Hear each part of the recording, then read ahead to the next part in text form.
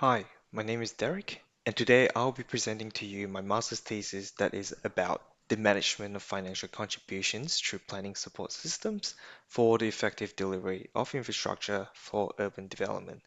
Before I begin, I'd just like to acknowledge my faculty members at the UniGIS program offered at the University of Salzburg, as well as my supervisor Christoph for assisting me throughout this research project. Now, before I dive deep into what this research is all about, I'd like to spend some time to explain some of the core fundamentals of infrastructure planning.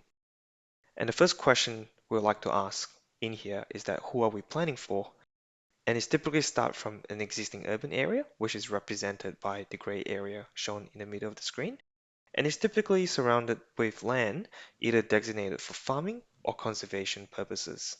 The government would then usually undertake a formal spatial policy program in determining an urban growth boundary. The growth boundary seeks to encourage development to be carried out in an acceptable and reasonable way that does not further compromise the quality of the environment. Now, this policy does not just encourage more and more development, but also to ensure that there is adequate infrastructure in place. So hence, this leads me to my next question, that is, what do we currently have in terms of public infrastructure, such as open spaces, educational facilities, community centers, roads, and like. As planners are determining strategic development sites that's out within the growth boundary, it is important to identify if there's additional capacity of infrastructure to accommodate future population. Because if they do, then it can avoid government from over-providing public infrastructure in these areas. But if they do not have capacity, then that leads me to my last question. What are the additional infrastructure that is required to service the future population? And how much do these infrastructure cost? And who will be delivering this infrastructure? And when will they be delivered? So my research aim of this research is, as infrastructure is inherently spatial, how do the spatial component and characteristics of a PSS better support infrastructure planning processes more effectively? Here I've investigated two key focus areas, which is the first one is planning support systems and the second urban infrastructure finance. I then tend to define these two key areas, which planning support systems are computer automated aided spatial tool, so it's a spatial tool to undertake and support urban planning specific activities or complex planning decision making. Whilst urban infrastructure finance is a process that cities undergo to secure funding, sourcing from various areas for delivering and upgrading infrastructure. And here I have summarized some of the key issues that is currently experiencing by PSS. And the first one is currently not widely being used in practice due to the gap between researchers and practitioners. There's also a lack of contextualizing planning issues and tasks. Therefore, the needs of urban planners are not being met from the tools that is being created. And lastly, a lot of the PSS tools that's out there are of poor quality and they do not have very friendly user interfaces. Nevertheless, I've decided to undertake a gap analysis to identify some of the key and primary objectives in a PSS to address the issues experienced by urban infrastructure finance. So the first objective from a PSS is to support a contextualizing planning specific task. In Melbourne, the government currently recognizes that there is a lack of an overarching strategy and oversight across the state in terms of funding and the delivery of infrastructure.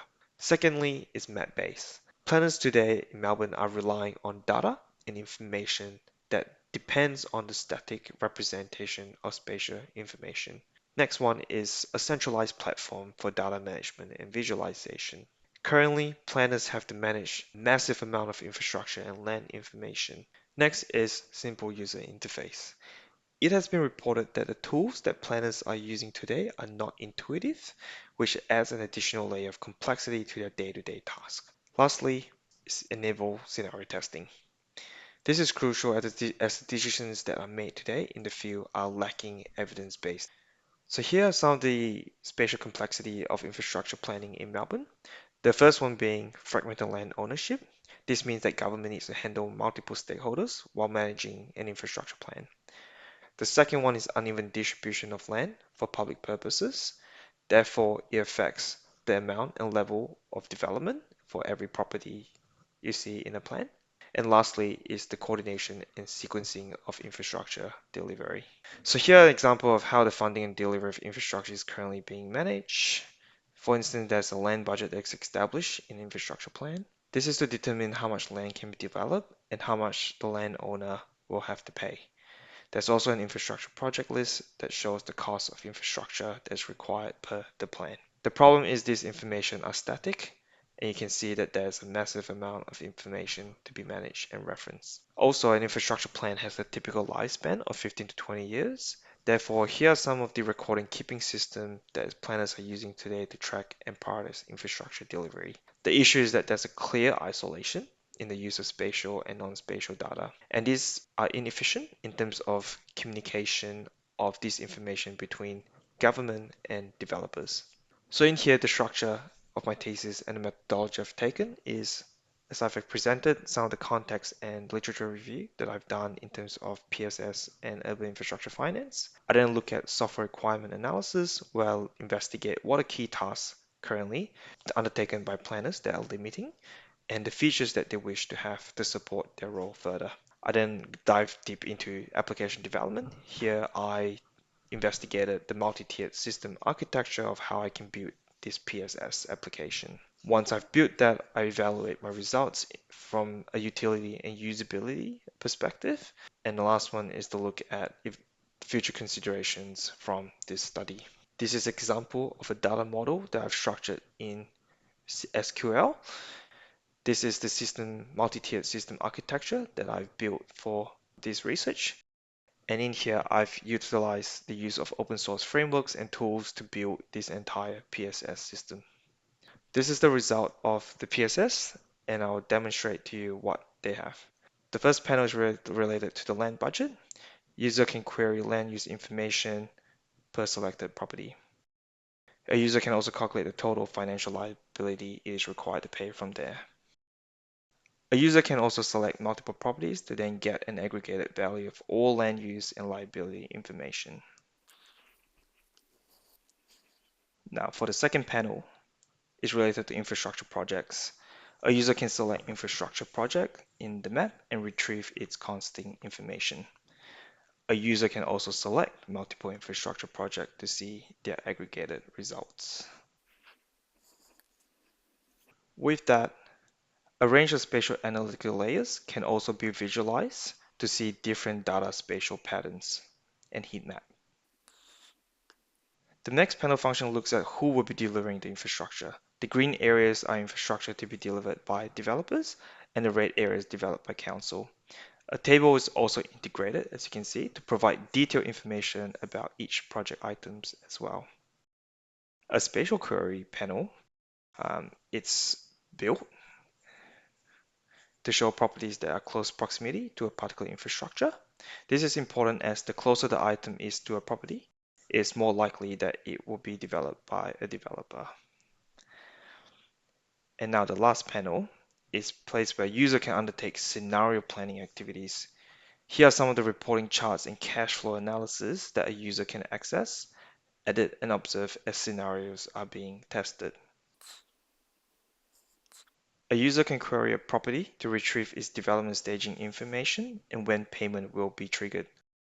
Here, a user can change its staging information and land area to better reflect their current staging/implementation plan. You see when the data has been entered, it has been now updated in the cash flow analysis. Next, a user can also query and view what infrastructure project a property is seeking to develop on behalf of council. A user can view and change the allocation of stakeholder in terms of delivering the infrastructure. For example, initially from a developer to now council.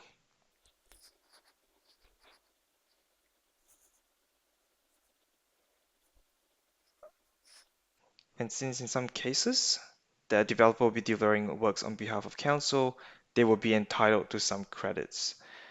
Hence, this chart shows the actual payment amount and the time it will only be triggered for payments.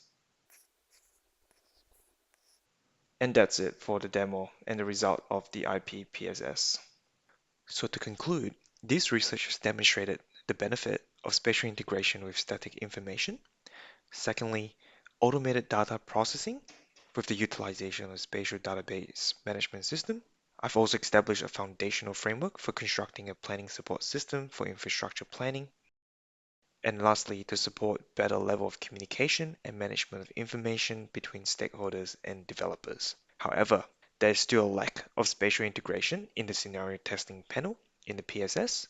Furthermore, there's also to consider 3D spatial aspect and visualization of infrastructure, such as underground and multi-level infrastructure.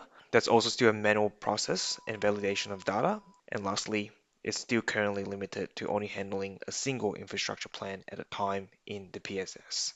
Thank you for listening. Cheers.